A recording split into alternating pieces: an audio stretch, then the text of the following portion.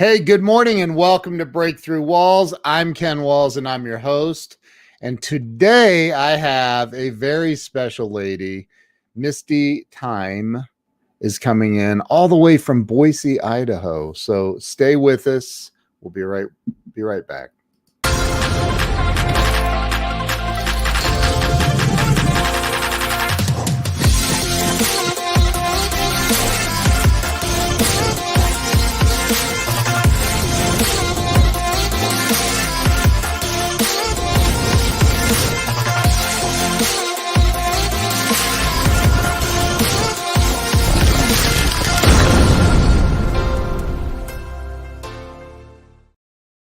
And we're back. Let me bring her on. Welcome to Reverend Misty Tyme. Is it Tyme, right?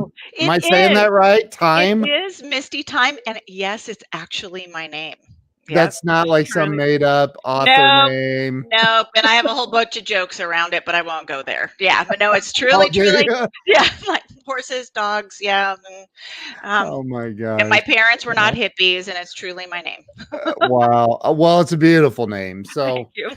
so Misty, I started the show 2.5 or so, almost 3 years ago now. Wow. And this is all about helping people get unstuck, having a breakthrough in life. And from the little bit that you and I've talked, it sounds like you may have had a breakthrough or two in your life. Yep, for sure. Yeah. So let's start with where you were born and raised. Well, I was born in California, in Van Nuys, California. I was a 2.5 pound baby, Oh, and wow. my twin brother and I together weighed just over 5 pounds in Ah, 1966. So, yes, a miracle is sitting right in front of you. oh my gosh. That is tiny. Were you premature? You had to Yeah, I have was been. super premature. And in that day Wow. and age, there weren't incubators like there is now. I just became a grandma of twins that were also very premature at just 1.5 pounds. And I look at them and I'm like, how? How did we do it? Because now we have all the bells and whistles. We didn't have Yeah. it then. So both my brother and I were very lucky to live. My Yeah. goodness. Wow. So life started out kind of rough for you then. And it continued that way. And I actually talk about that in my book, The Forgiveness Solution. It really started rough and kind of stayed rough for a long time because both my brother and I were born into a very difficult situation with Mm, alcoholics. And my mom, she was a professional singer and her name was Betty Time. See, so I really do get the name. Like yeah. honestly. And so she was singing in the Sahara Hotel in Las Vegas when she was pregnant with my brother and I, and she was singing Misty, not the scary movie song, no, the real Wow. Misty song. And so she named me Misty Time, but she was. Oh my goodness, a lot like Elizabeth Taylor. She was married 6 times. She had a man on one arm and a martini on the other. Oh my Lord, have mercy. Yeah. Go, mom. So, Fun at a party, not necessarily as your mother. right. Yeah. Oh my God. And so you grew up. Look at this. Look, you're already getting compliments. Twin grandbabies. Woo! No, sweetie, I wish. Thanks. It's smoke, mirrors, lights, cover up. Oh, so so this was she was singing in Vegas? Yeah, she sang everywhere. She actually hit the top 10 in about 1965, 4 or Wow. 5 right in there. I have a whole bunch of her albums. She's passed away.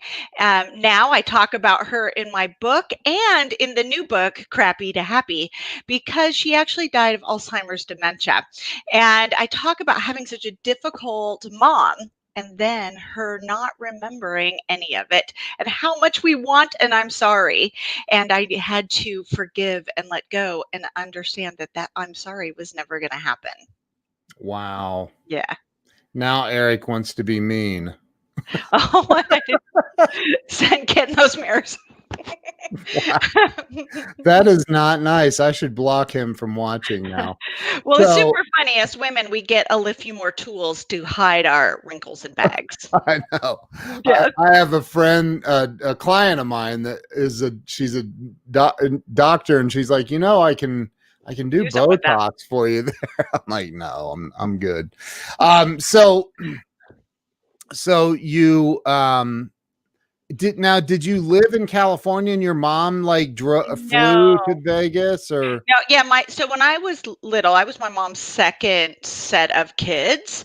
Oh, I think my biological father was her third marriage, okay. who I never knew him. He left early on, which was a good thing. And then my mom's fifth marriage was the dad who became my dad. Yeah, I was like Wow. 6 and he adopted us, both my brother and I. And they had their situation. My parents, they definitely had the alcoholic fueled rages. But I will tell you, I'm very blessed that he was my dad because he was my stabilizing force in my life. Wow. And then my parents moved from Los Angeles area to Oregon. So went to Oregon. My mom was an amazing businesswoman. I give her that. She could sell ice cube to a snowman and have the family buy the ice cubes. And so she started buying businesses like motels, restaurants, gas Wow. stations, marinas, and we kind of moved every 2 years, and that was actually my whole life. Um, Wow. so even though we weren't in the military, I moved a lot, and there's some negative pieces to that. I mean, we've all know that stability is important, but I also learned to change really easy and adapt to make new friends. My gosh. Wow. So how many times did you move as a kid? Do you know? Probably 14 times, about that many times, yeah.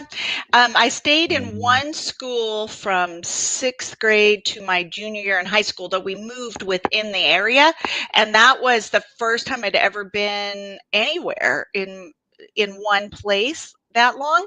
And then Yeah. as an adult, I lived in a house for 7 years once, and I was like, "I have never lived in one place this long."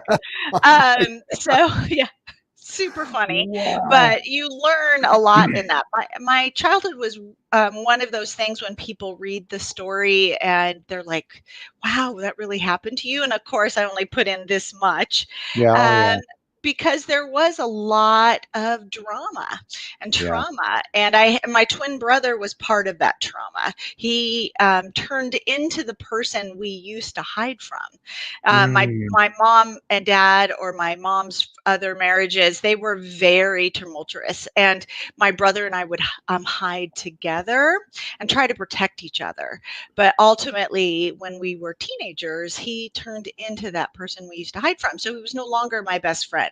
And I talk about that in my book, The Forgiveness Solution. I always get it backwards. It's right there. There it Um, is. there it is. So I talk about that. That's the reason this book even exists, is because of my twin brother. Wow.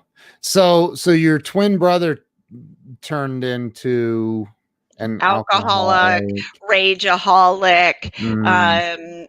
very violent. He tried to kill our family. He put guns to our head. He broke my dad's ribs. I mean, there was a lot of drama. My Uh, God. yeah, so there, Wow. yeah, not something kids should go through.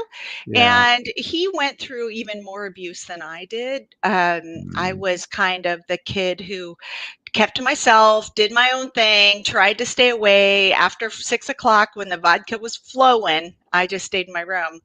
But my Wow. brother ended up engaging more and causing even more drama. And probably because we were premature babies, he had more mental issues than I did. I didn't get that problem, and he had some educational issues, probably due to us being so premature. Wow. Yeah. So you guys went through it, and by the way, I can relate to everything you're saying.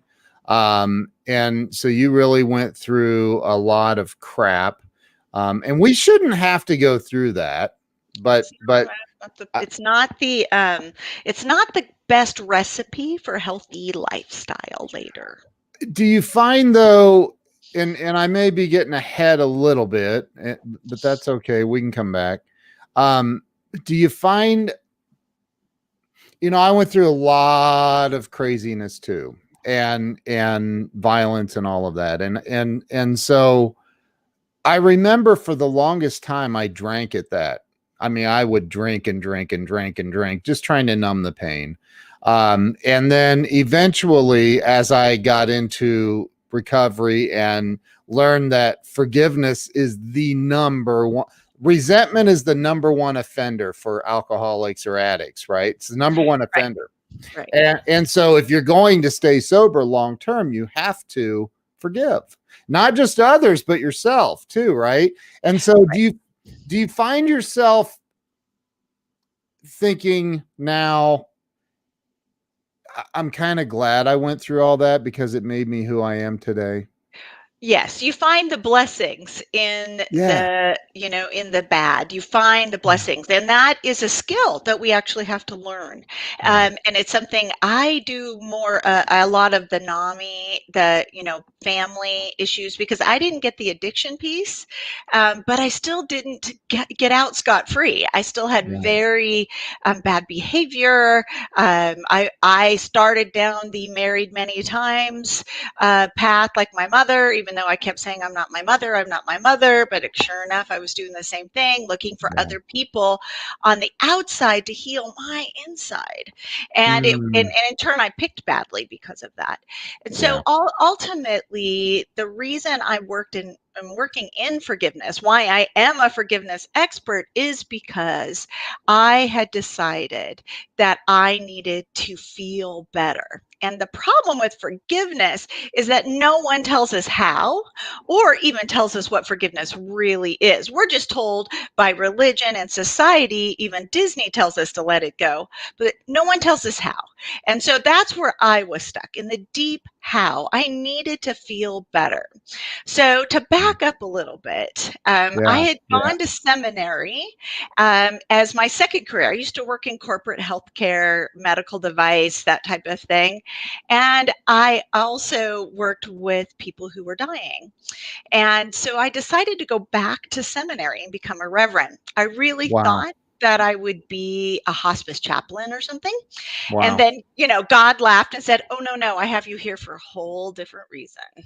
And I did. It's just lots of times we go into programs thinking we're going to help others. Well, ultimately, we're healing ourselves. And I did a lot of work on myself in seminary. But then Wow. I graduated from seminary. I was ordained. I felt quite shiny, like sure, I walked on water. Right. And ultimately, something deep and sad happened in my life. Was I got a phone call, and it was my twin brother. You know how you look and you go, "Ooh, yeah, I'm not going to answer Mm, that," right? Because yeah. my twin brother and I pretty much had nothing to do with each other as adults. I had put, quote, boundaries Yeah. around my life, and he was still an alcoholic, a rageaholic. He had beat up his wife. He had he Jeez. drank a lot. I mean, and he used prescription drugs on top of that, and he was just difficult. And I Mm. didn't want anything to do with that. So ultimately, he called, and I was like, nope. Nope, not going to answer. Now, for the people out there that are of a certain age, they know that if your cell phone rings, fine. But then if your home line rings, yeah, the actual hard line, millennials are like, what? What's that? Yeah, exactly. So my phone rang immediately after, and we all know that if two phones ring, there's a problem. Yeah. So this time I picked it up, and it wasn't my brother. It was actually his wife. And she said to me, she said, "It's too late." And she was hysterical on the other end. And she said, "It's too late. He's already gone. The ambulance is on the way, but he's dead." Oh And my God. I was, yeah. So my twin brother took his own life.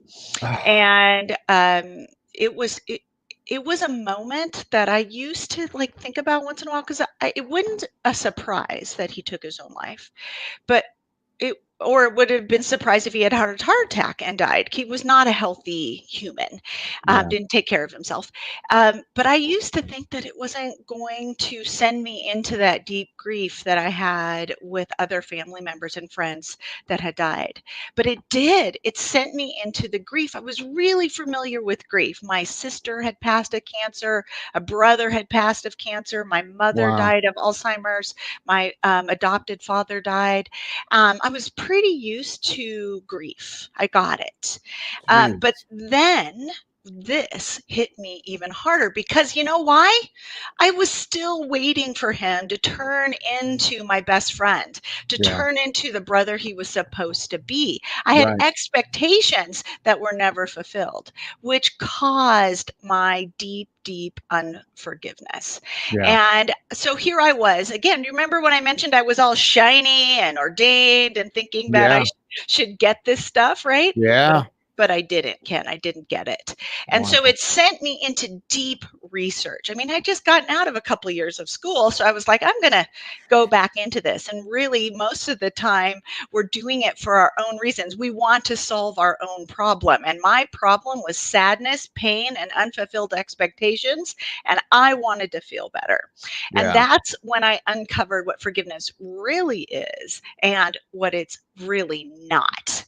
And I invented the forgiveness algorithm, the step by step process to let it go. And I did a small talk on it, and it was packed with people. And guess what those people had? They had the same problem I did. They were Yeah. either upset at their ex, right? I mean, Yeah. seriously, I hear, I want to forgive my ex, but I don't know how. I want to forgive my family. I don't know how. And when it really came down to it, it was unfulfilled expectations, and that some people don't have the will or the skill to meet our expectations. And Yeah. through my research and my own healing, I am able to help others let it go and use forgiveness as a tool in their everyday life. That is awesome. So that really is that's amazing, and I it's the most important. I think it's the most important thing that you can do as a human being is learn how to, let go of, like my buddy John Harrington on here, unfulfilled expectations. The Browns. he's, he's talking about the football team. Oh, well, there's, So yeah, see, we have expectations of everything yeah, from sports teams to politicians to our yeah. neighbor to our spouse, our family members, and ourselves. And the problem is some of us don't have the will or the skill. Now, I'm not sure, is the Browns a skill situation? I have a feeling they probably had the will, but they didn't have the skill to win. Right. That's quite possible. Eric is buying your book because you're awesome. P.S. My ex is a POS. Oh my God. So Eric, can I help you? Can you let me help No you just a little forgiveness bit? given to that devil. You So let have to be willing, right? There has to Well, be that's part of the deal, but how about forgiving yourself for picking them in the first place? right. So, there's a whole bunch of deep lessons in forgiveness that help us live a happier, healthier life because we have to take a personal responsibility for our part. Even Yeah. with my brother, it's not my fault that he was an alcoholic. It wasn't my fault that he was a rageaholic, but I'll tell you what was my fault: being extremely unkind, Mm, saying things behind his back, yeah. letting everybody know what a horrible human he was. Because you know what, Ken? If he was a horrible human, what was I? A better one. And I wanted everybody to know that because that came from my own pain and Oh. anger, right? Because if the other person is wrong, then we are right. Right. Right. Correct. We love Yeah. to be right in this world. We love to sue so that we can be right. We love to pick the right team, the right politics, the right everything, because if we're right, then others are wrong. And I needed to take my personal responsibility in my own piece of the problem because you know what? Yes, what he did was not okay. That's the part about forgiveness. It's not saying what happened was okay, what they did was okay, or letting them out of justice. Either social consequences, just because you forgive them doesn't mean you need to have them over for dinner. That's right. Or legal justice. If there's a legal situation, then it needs to be handled that way. That is Yeah. not your responsibility. Let the courts handle that, and that's for them, not for you. Forgiveness for you is letting go of pain, anger, and unfulfilled expectations, because it's all happening inside your heart, mind, and soul. So if you Mhm. want to feel better, forgiveness is so important, and personal responsibility is part of it. And I would even venture to say, expand on what you just said, and I'm sure that you already do, but everything, not just feeling better, but like success, pursuit of dreams that you may have that may be even hidden until you forgive whatever it is you need to forgive, whatever you need to pull an Elsa on and let it go. Yeah, Right. I promise you I will not sing "Let It Go," but I love that I do have song. a cool microphone that sings it for me. But ultimately, our confusion about what forgiveness really is and is not, like the person who talked about their ex, right? Yes. It's so hard to forgive when somebody is supposed to be something to us or do something for us, especially when they stood up in front of a group and made a vow to do it, and then Yeah. they didn't.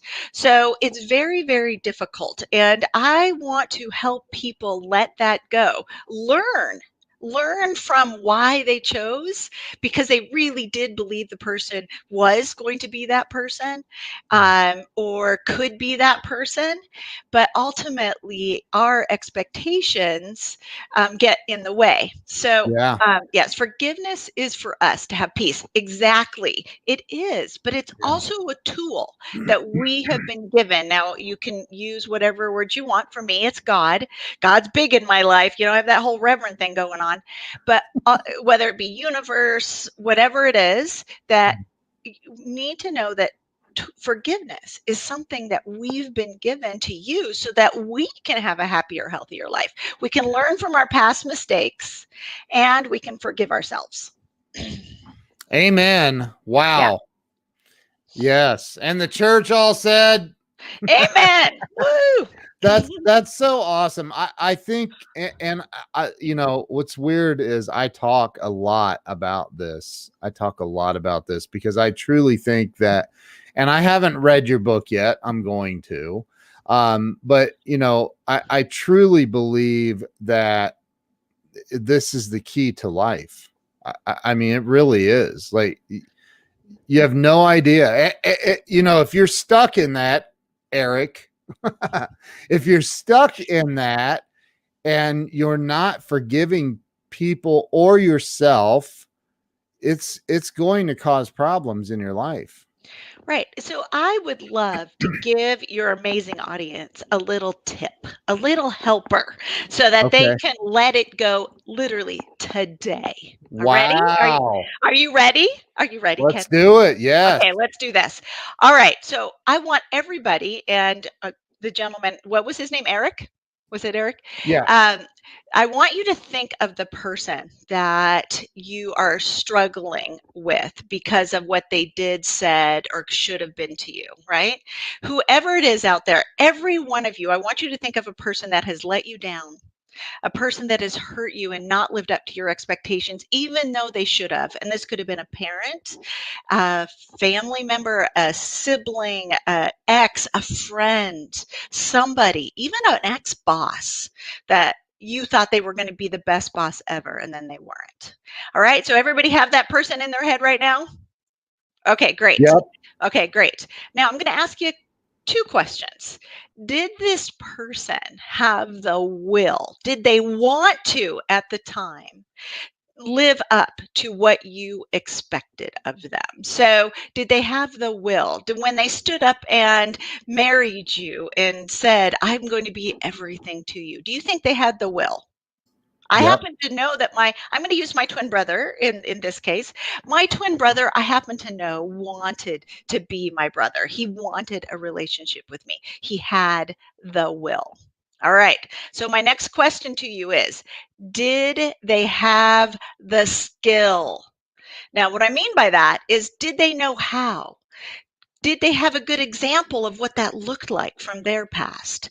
Did they have situations that caused them to not be able to, even though they wanted to, they couldn't? Now, this could have been a mental health issue, addiction, just sometimes it's bad character for real, like really just doesn't have the DNA to do what they said they were going to do. Right. Right. So some people start out with the will. They really want to. Very common in lover relationships or parental relationships, when they hold that little baby and they're thinking doctor, lawyer. And then by the time you hit teenager, they're like, I'm out. Like, this isn't good. Very common in with parents who leave. For example, my biological father, he had the will. When I was born, I happen to know for a fact that he was excited to be a father. But due to his own addiction issues, he didn't have the skill. I've learned since that his own upbringing was pretty rough. He didn't even have good examples of what a father looked like. So he left. He literally lost his will. Now, super important for me to say that again. Some people start out with the will, don't have the skill, and lose their will. So Mm, no longer can you expect from them what you once did. wow. So now you have more information than you did before, right? You Yeah. understand that they come from a different space and place. However, you seem to view it, whether it's a lack of character, addiction issues, lack of good teaching, whatever it is, now you know that you are in charge of adjusting your expectations. So forgive them and move on and learn from it. So next time you run into somebody today, and it could be somebody at the grocery store or maybe a waitress at a restaurant, something, ask yourselves, do they have the will and do they have the skill? And if they don't, adjust your expectations. This is the authority of forgiveness that you have in your own heart, mind, and soul, and let it go and understand that they don't have the will or the skill. That's so amazing. It brings back a memory of me driving down the road with. I also went to Al-Anon for codependency, Mhm. so I'm a recovered codependent as well. But I remember my sponsor, who was like 40 years sober, and like he's been sober longer than God, and he's a Buddhist, Oh, and lovely. I Yeah. I was going into like, like, you don't understand. She said blah blah blah blah blah blah blah, and I'm giving him all of these reasons that I'm justifiably pissed off at her, and he's like, when you get home, I would like you to look up the words righteous indignation. We love righteous. And We I said, love to what be the heck? right. What's that mean? He goes, you're going to find out. Look it up. Righteous indignation. Just look it up. And I was like, ah. So, so we try to justify, it's what Jesus said in the Bible, like, remove the plank from your own eye before you Before try you to remove the splinter from someone else's, right? Like, it I agree with that. Absolutely. We all mess up. And that's a great way to forgive yourself, understanding you're a human being and you mess up and you yes. wouldn't do that ever again. And so forgive yourself, let it go because you learn from it. Yeah. But lots of times when we are accusing others, it's because they really have done something wrong. Yeah. Understand that forgiveness doesn't mean what they did was okay Right. or that it was right. My brother's behavior was not okay. I could still forgive him, still not have a very close relationship with him, but take responsibility for my actions, which is talking badly about him, not giving him some kindness when it wouldn't have hurt me to be kinder, right? Yeah. So ultimately, it is, oh, forgiveness is a cleaning mechanism for the soul. Absolutely, it is. But how do we set ourselves up to not be in an unforgiveness situation again? Is anytime you're entering a new relationship, whether it be with a friend or a business or whatever, is to be clear about your expectations and ask the person. So can't say, you and I are new best friends, right? We're going Yeah. to head out. Say I expect from you certain things in a friendship. I might actually have that conversation with you now, something I would have never done. I would have just assumed that you would have shown up on my doorstep with cookies if I didn't feel good and blah, blah, blah. Right. But maybe that's not how you roll, right? But Right. so it's very clear to have clear expectations in a love relationship, friend relationship. We do it at work, right? We sign contracts all the time that Yeah. says this, and this shall happen, or Yeah. this, and this should happen. Yeah. And if you don't like it, then you probably shouldn't enter into this contract. Right. So we need to have those expectations and conversations Yeah. with everybody in our life. And I agree with everything you just said, and I would add flexibility, because I think that it's very difficult, especially in a love relationship, which is probably where most unforgiveness comes from, right? Yeah, most of it. Yes, But absolutely. in a love relationship, there's no way you can put a contract together and say, okay, here's my expectations on every single level, because little things come up and you're like, Right. oh God, we forgot about that in the Right. prenuptial agreement. Right. So And it's about conversation. It's yeah, about, and if you learn how to have these conversations at the beginning, it's easier throughout a love relationship. I know in my third very happy marriage, super happy in my third marriage, that's it awesome. was about having those conversations, and we still have it. We've been married about 15 years, and it is definitely something that we have to have. Oh, this is what I expected. I guess I didn't ask you. I just assumed, and you know what Yeah, assuming does, right? We're not yeah, supposed to assume for reasons because they're on a whole different thought train, plan, whatever. So, I mean, even this weekend, we went and got our Christmas tree. And just assumed that we were leaving at a certain time because I wanted to get there, get it done, get it back. And yeah, my husband had a whole different idea. right. And none of it, either one was right or wrong. It just was different. And Yeah, so as soon as we realized that we were on a whole different plane, we compromised and kind of split the time difference. So yeah, ultimately, that's what should happen in a healthier relationship. Stop taking everything so personally. It's not about you. It's usually in our own brains and hearts that we're running stories. And also, my husband knows that I came from a family that didn't work well together. And so right. ultimately, I have some stuff that still rumbles and comes up, Yep, right? yep. And so he came from the Beaver Cleaver family, and let me tell you, I don't even recognize it, right? I'm like, you mean you guys actually didn't scream at each other at Christmas and Right, throw stuff at each other? right. So Nobody got drunk and started a no, fight. none of it. Like none of that. Right, right. Right? Yeah, So ultimately, it's super important that you understand that forgiveness is a tool you can use every single day. And you can ask yourself, does this person have the will? Do they want to? Because sometimes, hey, we're human, we just don't want to. I know I have a lot of boys. I have 5 boys. They are not up for picking up their stuff off the floor. They're not up for taking out the trash. Nothing. They just plain old don't want to. But over time, you can teach them, like, okay, this is my expectation. Oh, okay, great. I can meet that, or I can't meet that. And then I can say, and I can meet your expectation, or you're going to get right, grounded. So ultimately, right. right. So ultimately, it is about will and then skill. Do they know how? Does the person in your life, or did the person in your life know how to be the best spouse, friend, brother, parent? Did they know how, or did something get in their way? We've talked a lot about recovery, right? Yeah, When somebody is suffering from an addiction, it is very difficult for them to fulfill other people's expectations, even if those expectations are perfectly normal. yeah. So it is not your responsibility to change them. It is your responsibility to change your expectations.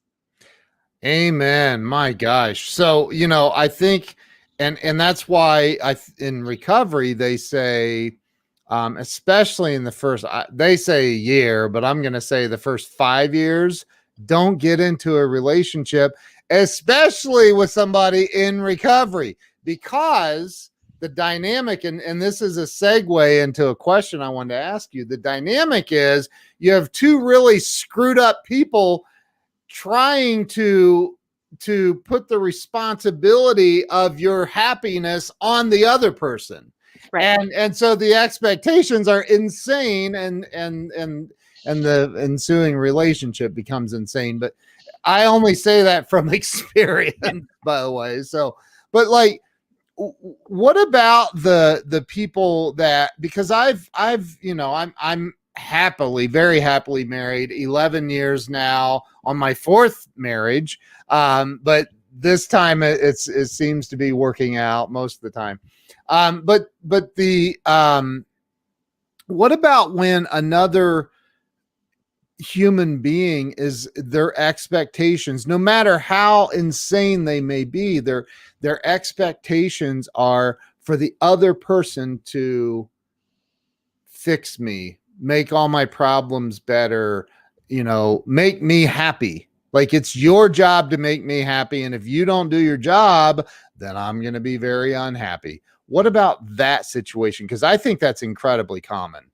Is super common, and we all do it, by the way. So don't Yeah. not I don't want people out there beating themselves up for expecting that, or in a failed relationship you can look back and do. I Yeah. mean, we all do this. So it's common to have someone on the outside, we want them to fix our inside. Now, sometimes that does actually happen a little bit. If you're in a good, loving relationship, it's Yeah. super healing. I happen to know that even as a parent, I've been able to heal my inside by parenting my children the way I wanted to be parented, show up for them, do all the things. So it helped heal the little girl in me that didn't get that.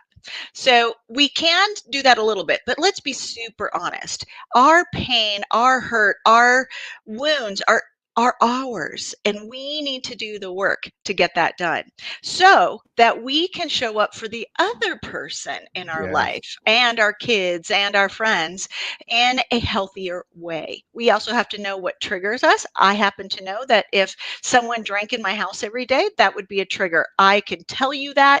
If we were new friends and every time I was with you, you got toasted and couldn't walk, I would literally, that would be a problem for me. And I would say that to you. I'd say, this is my expectation. And I wouldn't be preaching to them about what they think they should do and change, Yeah. because that's the other thing. We love to tell people how we think they should change, Right. but it really needs to be their idea. I mean, no one's ever yelled at me for 20 minutes and had me change my mind about anything. So politics or Right. otherwise, right? Yeah. So ultimately, it's important that we heal ourselves, that we know ourselves. And there is some maturity in that. Yeah. There's a big piece of that. And a lot of people don't want to do that work. It's hard. It's no fun when you're going through it. But I'm telling you, and Ken, you know this, right? Yeah. On the other end, it's pretty awesome. It's amazing. Yeah. And I don't think people realize, Joe says, so should I forgive Ken for not letting me in his top 100 friends? That's between you two. I'll let you have that expectation conversation later. I love that. See, I love that.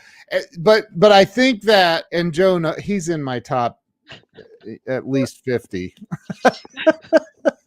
But I think that, man, what a great topic. So talk about because I mean, we're both authors in Crappy to Happy. There right it here. is. Right there. Yep. Yep. There it is. So talk about first, what is your story in here? I haven't read it. See, I can be honest today too. You can be honest, and I'm not going to hold it against you, because we also all know that life is lifey sometimes. And right now, Yes. 2020, that's all 2020's theme is lifey. Yeah. Yeah. Yeah. So in the story, in the book, I talk about my mother. So we've heard a little bit about her. She was beautiful. Misty Tyme, I am telling you, stunningly beautiful. extremely talented. She had a Whitney Houston voice. And unfortunately, that's all she really knew of value for herself. She came from a time where women were more based on not on their brain power, but on how they looked.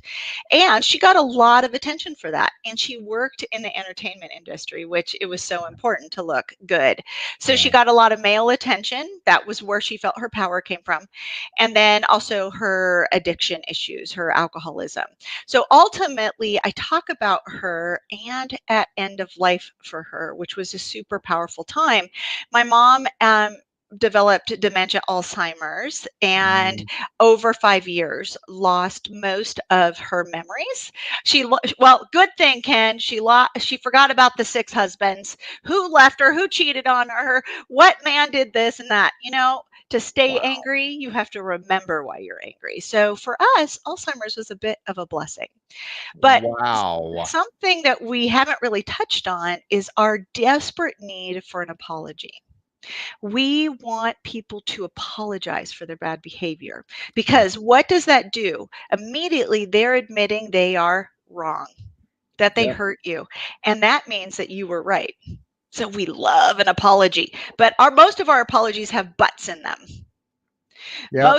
Most of them have, but I was this, or this, right? Yep. Well, I had to give up the idea of an apology for my mother, for my childhood, for the pain, all that kind of stuff, because she couldn't even really acknowledge it. She didn't acknowledge it really when she was lucid in her mind, because she didn't apologize to anybody for anything ever, Right. because that would have meant that she was wrong. And that felt like a character flaw to her.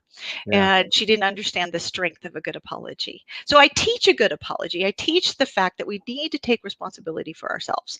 But in the book, I talk about how one day I was visiting her at her facility, which was around the corner from my house. And she was in a wheelchair at the time because she had just started recovering from the really bad flu. And she looked up at me and she had my hand in her hand. And she said, "Are you Misty?" And I said, "I am, Mom. I'm Misty."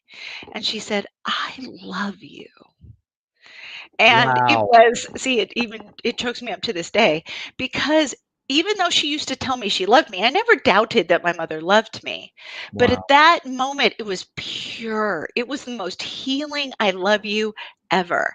And I no longer looked at her as the damaged, sad woman that she truly was. Mm. I looked at her as a human who needed love back at a time in her life that was so deeply fragile.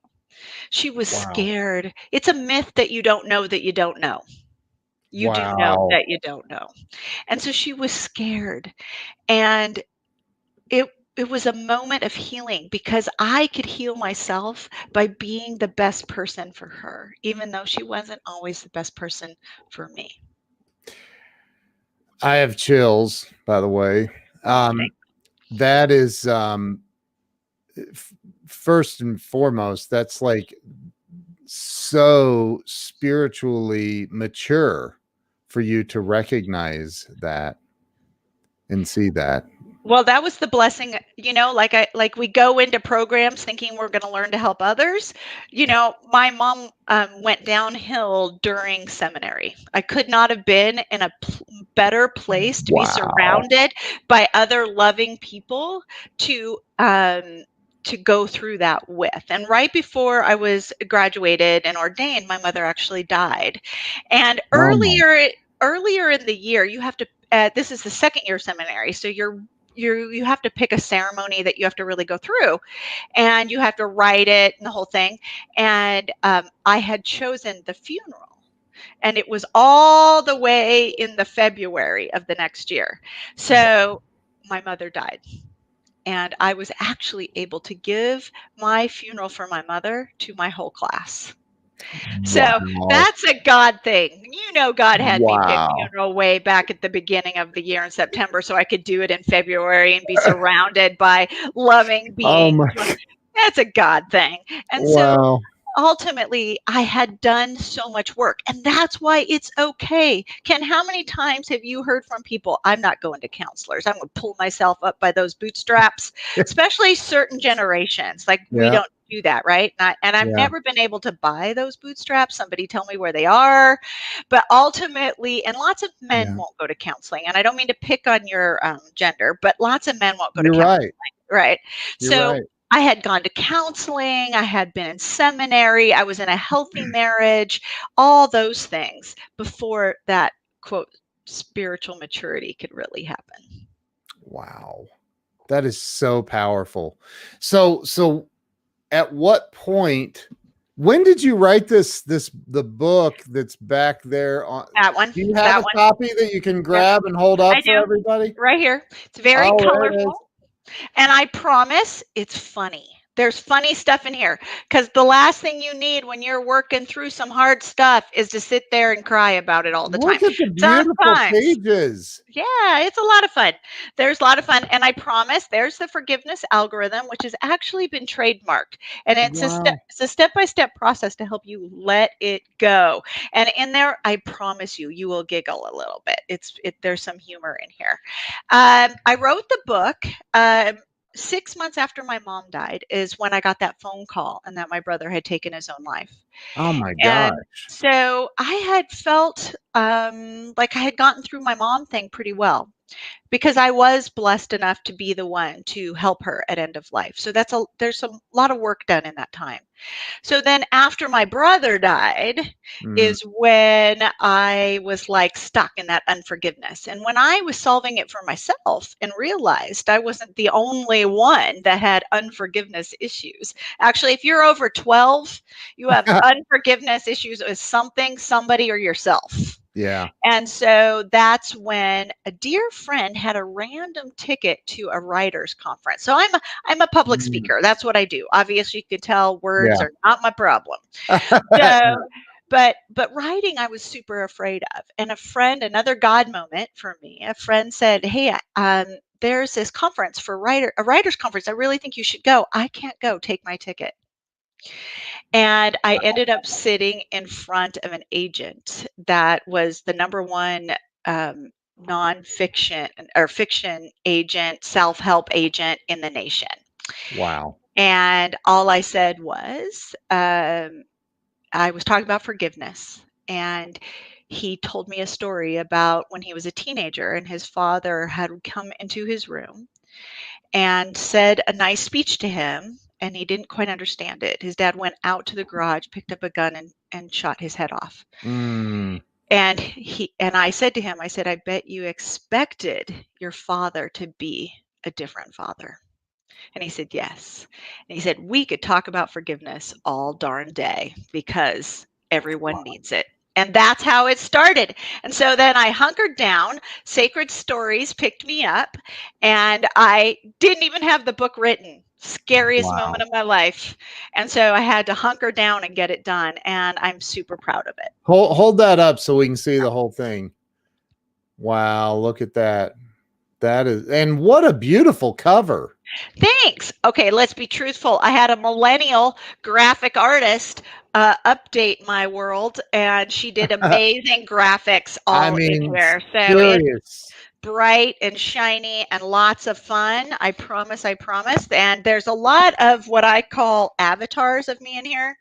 And I sit next to you and I make funny faces. And yeah, so and I have a lot of Misty isms in here, like, no longer expect what you once expected, stuff like Right. that. So yeah. That is so awesome. So here's So the two right here. what was the, Woo. yeah, here. There. What was the for the forgiveness solution? Uh-huh. What was the moment? Do you remember the moment that you went, I have to write a book? Yes, I do. And it was when I had put the algorithm on a piece of paper and I did a quick little talk, and there were so many people in the room, and it was one right after another who kept saying, "Oh, but I have a brother. Oh, I have an ex. Oh, my grandfather molested me." I mean, literally serious things that aren't funny. Even Right. though I promise there's funny stuff in here, it isn't funny. Bad Right. things happen to good people, and it's really irritating. And it's even worse when good things happen to bad people. And so, how do you answer that? How Right. do you answer that? How do you wrap your brain around something that doesn't seem possible? Well, I give you a few tools, and that's when I knew I had to write the book. That is so amazing. That's amazing. And so you haven't done any speeches in 2020, I'm assuming, I have. or many, I've been this big though online. right? Yeah. I have. I do a lot of conferences, believe it or not, in marriage conferences. Uh, Adoption, adoption agencies have me speak because, mhm. like all parents, we have expectations of our child. Like I said, you're thinking doctor, lawyer, and then hit teenager, we're hoping law abiding citizen, right? So Right. how we move through life. Well, when people adopt children, lots of times the children come with other stuff behind them, and we Yeah. mistakenly have. I have two adopted kids.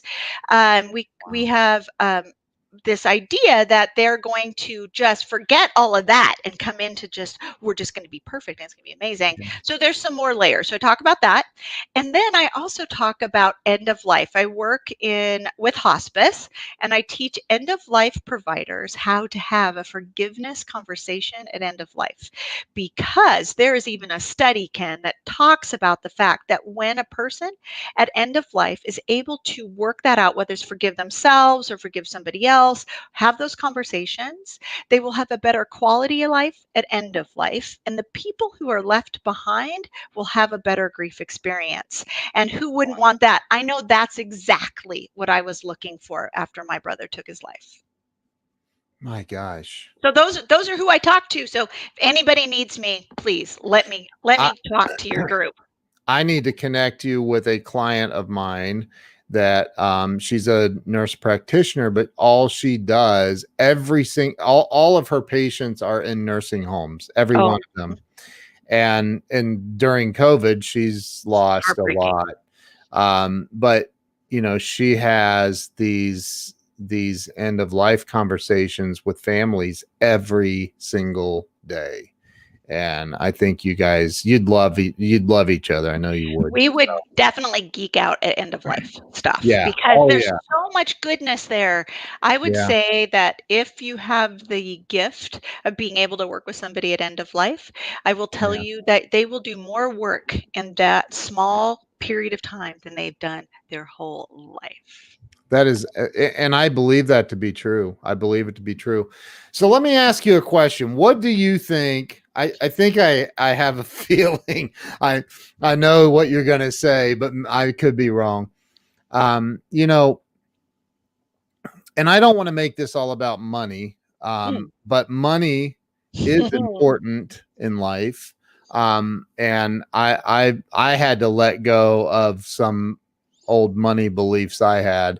But for the people who are stuck, what do you think the number one thing is that's holding people back from attaining financial success, spiritual freedom, joy, happiness? What do you think the number one thing is? Oh, this is one of my favorite subjects. So, because people, Don't say fear. Don't say fear. no, no, no, Everybody I'm not says gonna say that. fear. No, no, no, no, no.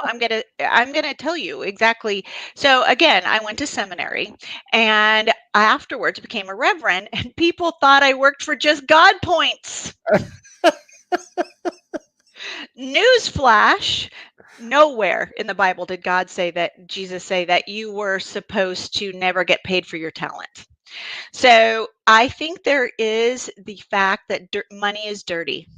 They think that money is dirty, so that if I do a certain thing, make a certain amount of money, overcome maybe past poverty in family relationships, that kind of stuff. Because there is this a little badge that we wear sometimes in regards to our place in life. Like the people above us, oh, they're evil because they make money, or the people below us, Yep. oh, they just don't work hard enough. So it is switching your brain a little bit to being understanding that the more money you make, the more money you can give. And also, you can help more people, whether that be in your family or otherwise, then it's super important to understand your blocks around money. My mom had lots of businesses. She either had money or had no money. We were either on food stamps or she was buying trailers or, rings and things. So she Yep. didn't understand the importance and the power of saving money, of planning ahead, all of that. So when it comes to money, whether you work in the healing arts, you have the right to be paid for what you do. And the more money you make, the more you can help others. So if you are in the business of making money, like you have a regular corporate job and people don't mind you getting paid, believe me, you are doing the right thing because you are taking care of yourself, your family, and the world. So that's how the world rolls. Money isn't bad unless you are a bad person. I love that. So, okay, so there's this story I tell once in a while about my wife. It was shortly after my wife and I met. We decided to open up an office together, and we ended up having some employees, and everybody was getting paid except for us. And this one day, this guy walks into my office and he goes, hey boss, there's some dude out in the parking lot looking in your windows of your SUV. And I said, well, tell him to get the hell out of here. What are you telling me for? And he's like, I would, but he has it blocked with his tow truck. I'm like, oh no, this isn't happening. And it was like the worst day of my life. I'll never forget. It was humiliating. Mhm. And asking an employee to give you a ride to the place where they repoed your car is really embarrassing. But you know, there are a lot of people, especially in 2020, Misty, that are at the end of their rope. Suicide is at an Yes. all-time high. People don't know what to do. They're obsessed with watching CNN, which I don't recommend. They're obsessed with everything going on and they're not making it. What do you say to those people who are barely hanging on right now? Um, I'm so sorry, first of all, because 2020 has put a spotlight on many things, not just the money situation, Right. but in everything that we go through, we're learning. So you can ask yourself, is this going to scar me or am I going to learn this?